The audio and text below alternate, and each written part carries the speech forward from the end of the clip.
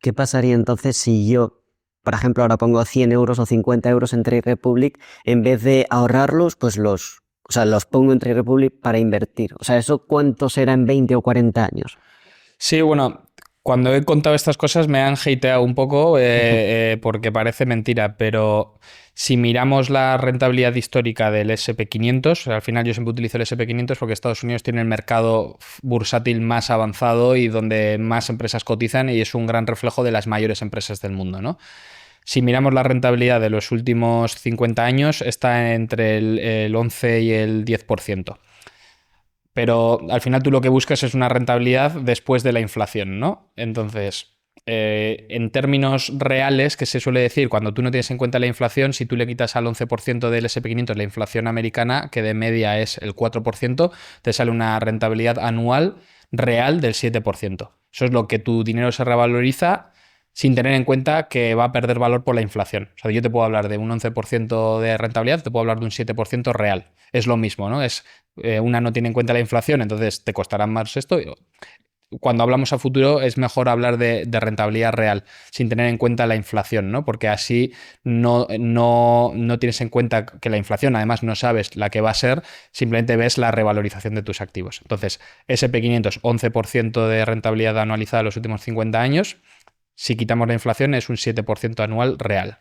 Si tú inviertes 50 euros al mes al 7% de rentabilidad real, al cabo de 40 años habrás obtenido 130.000 euros de revalorización de tus 50 euros. Si 40 por 50 son... 200. 40 por 50, 2000. No, 50 al mes.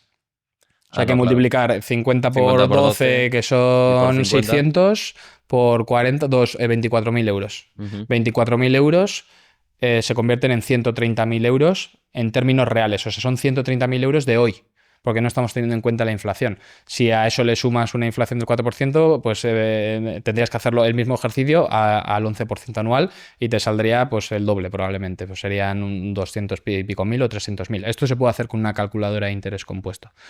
Que buscas en Google, calculadora de interés compuesto, pones 50 euros al mes a una rentabilidad del 7%, 50 años. Contribuciones mensuales, le das y te sale el resultado. Depende de qué calculador utilices y cómo computen los beneficios, te sale un número u otro. Pero el que nosotros calculamos son 128.000 euros. Que luego la gente me dice, ¿de dónde sacas un 7% de rentabilidad anual? O sea, yo utilizo los datos históricos de la bolsa. O sea, nada dice que vuelva a ocurrir, pero yo quiero creer que va a ocurrir porque el mundo vive de eso y si la bolsa dentro de 50 años está más baja que ahora es porque hay otros problemas que van a tener un impacto en el valor del dinero igualmente, ¿no? Porque también puede haber, hay países que han tenido inflaciones súper altas y eso destruye el patrimonio. Si tú tienes una economía que decrece constantemente, probablemente tengas un problema de inflación también, ¿no? Pero bueno, 50 euros al mes durante 40 años son 130.000 euros en términos reales. Pues 100... pues Sería aún más. Sería pues más del doble, ¿no? Porque el efecto compuesto es más exponencial. O sea, lo que sí que es importante es cuanto antes empiezas, antes va haciendo el efecto del interés compuesto. Entonces, yo sí que animo a la gente más joven a empezar. Y no tienes que empezar con mucho riesgo. O la gente que incluso no ha invertido y tiene mucho dinero ahorrado, no es que tengas que ir de 0 a 100. O sea, dices, oye, yo tengo 10.000 euros, me medio creo o me suena interesante lo que me dice este tío, pero voy a invertir 50 euros al mes y veo a ver qué pasa. Haces el ejercicio, no estás arriesgando tu ahorro porque no te fías, pero de la parte que estás ingresando de más todos los meses empiezas a invertir un poco. Que tampoco te cambia la vida de si de repente yo no estoy diciendo la verdad y no va como te lo explico. O sea, son 50 euros al mes. Pero que sí o se puede hacer desde 1 euro, puedes hacerlo con 1 euro o con 10 euros. O sea, puedes empezar al ritmo que tú quieras sin asumir muchos riesgos, pero sí que es importante ir familiarizándote con esa inversión, ¿no? Porque a largo plazo sí que te cambiará la sí vida. que te puede cambiar la vida. Y creo que estamos en España, no tenemos sueldos suficientemente jugosos para acumular gran patrimonio y tenemos que aprovecharnos de invertir para que nuestro dinero se revalorice y nos genere rentas y tal, y las vamos a necesitar. Pero es verdad que en España tendremos unas pensiones buenísimas, por lo tanto, esto no tiene que ser un problema, ¿no? Bueno, a ver, ahí vas a abrir un melón. Las pensiones yo creo que a día de hoy son muy buenas y son muy generosas. De hecho, en España la tasa de reemplazo que se llama, es decir, lo que cobrabas en tus últimos sueldos versus lo que acabas recibiendo en pensión pública es de las más altas. Y hay una gran generosidad de que no se observa, y es que la gente que recibe pensiones en muchos casos recibe mucha más pensión de lo que han contribuido a la seguridad social. O sea, hay mucha generosidad del sistema de pensiones. Yo estoy preocupado con el funcionamiento del sistema de pensiones porque ha cambiado mucho la estructura de la sociedad no solo en España, en toda Europa. Y de hecho, Trade Republic, uno de los eslóganes es que estamos aquí para ayudar a cerrar la brecha de las pensiones. ¿Qué está pasando en toda Europa? Que la población está envejeciéndose y la pirámide demográfica se está invirtiendo. Hay cada vez más gente está cobrando la pensión y cada vez van a ser más. Y la gente que contribuye a la seguridad social a través del trabajo es cada vez menos. Porque nace menos gente. Nace menos gente y tampoco hay trabajo que atraiga a la suficiente inmigración para cubrir esa necesidad de contribuciones a la seguridad social que permiten pagar las pensiones públicas. ¿Qué está pasando y qué sabemos hasta ahora?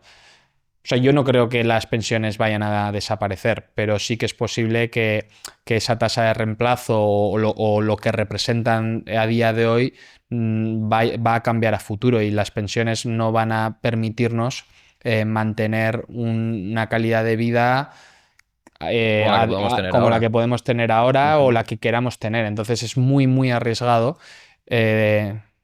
dejar esto en manos del Estado, ¿no? Porque dices, oye, es mi jubilación, yo quiero vivir mi jubilación de determinada manera, yo no me puedo arriesgar a que el gobierno cambie o no cambie las pensiones, y yo no sé si las van a ajustar a la inflación dentro de 20 o 30 años o las van a recortar a la mitad. Hay mucha incertidumbre o sea, primero estás fiándote ciegamente de la decisión de otro en algo tan importante como tus ingresos el día que te jubiles. Yo personalmente prefiero tener un plan complementario a mi pensión y decir, oye, yo no sé cuánto voy a recibir. Puedes hacer asunciones, dices, yo voy a recibir 2.000 o 3.000 o 4.000 euros, lo que sea que tú creas que es razonable. Pero a eso lo voy a complementar yo con mis ahorros e inversiones que he ido haciendo años atrás, haciendo pequeñas aportaciones. Eso es algo que cada uno puede decidir hacer. Cuando miramos el sistema de pensiones en España, a día de hoy sabemos que en 20 años se va a duplicar el coste de las pensiones en términos reales. Lo que decía antes, sin tener en cuenta la inflación, el coste en 20 años se va a duplicar. ¿Por qué? Porque a partir de este año hasta 2044 cada vez van a cumplir 67 años más personas. Ahora este año creo que fueron 500.000 de personas, va a ir subiendo hasta que en 2044 van a ser 700 y pico mil personas. Estos son datos, porque son datos del INE de la edad de la gente. Entonces, nacen 300 y pico. Y a día de hoy nacen 300 y pico mil. Pero yo no te hablo de los ingresos futuros, porque también puedes decir, no, porque va a haber inmigración y vamos a tal. Eso no se sabe. Yo te puedo hablar de los gastos. Se va a jubilar.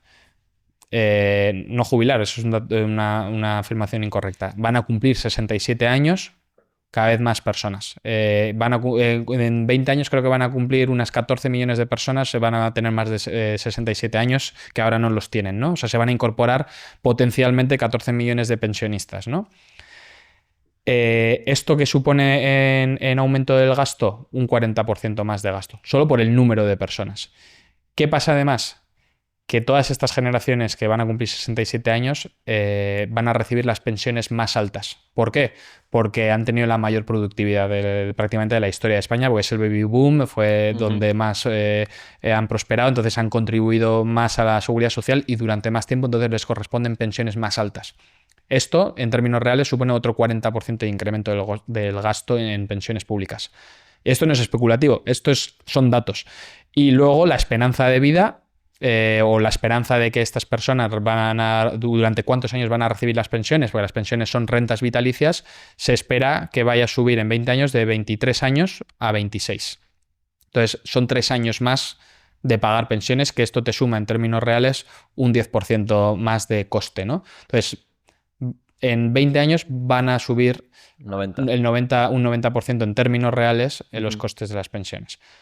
Pues esto pone mucho estrés al sistema de pensiones, que ya no es sostenible, porque si tú miras la seguridad social, el presupuesto, eso también son datos públicos. Tú puedes ver lo que ingresa la seguridad social y lo que gasta, ¿no?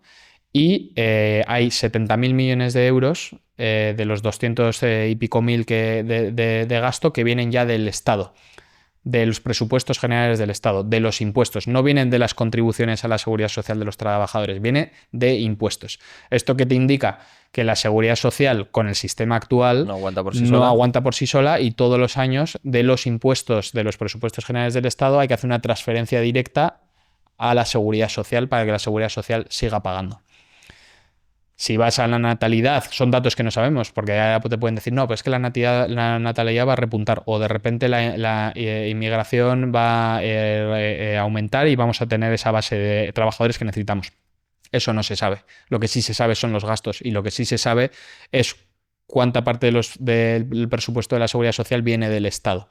Si además sabemos que se va a duplicar el coste, y no te crees que vaya a haber mejor natalidad, porque nada te indica que lo va a haber, y no te crees que vaya a haber una mejor inmigración, porque tampoco se está creando un empleo a una velocidad lo suficientemente adecuada para en tan poco tiempo, 20 años, vengan X millones de personas a trabajar, pues a mí me lleva a concluir que va a haber en algún momento que hacer algo con las pensiones públicas. Pero el problema de cambiarlas es que es muy impopular, porque en España tenemos 20 millones de personas con más de 50 años y tenemos, creo que son 18 millones de personas, o más o menos, de 18 a 49. ¿Quién se va a meter a cambiar las pensiones públicas en España? ¿Qué se está haciendo hasta ahora? Más transferencias de dinero de los presupuestos generales del Estado, que son impuestos a la seguridad social, para seguir pagándolas, ¿no? Y cuando hubo manifestaciones de los jubilados, pues se comprometieron a ajustarlas a la inflación, ¿no? Y de hecho tú puedes ver que los pensionistas son de la única generación de los españoles que en los últimos años ha conservado su poder adquisitivo. Todos los demás hemos perdido poder adquisitivo. ¿Por qué? Porque ha habido mucha inflación y los sueldos no se han ajustado, pero las pensiones sí. Si te ha gustado este corto, tienes la entrevista completa en pantalla y en nuestro canal. Muchísimas gracias.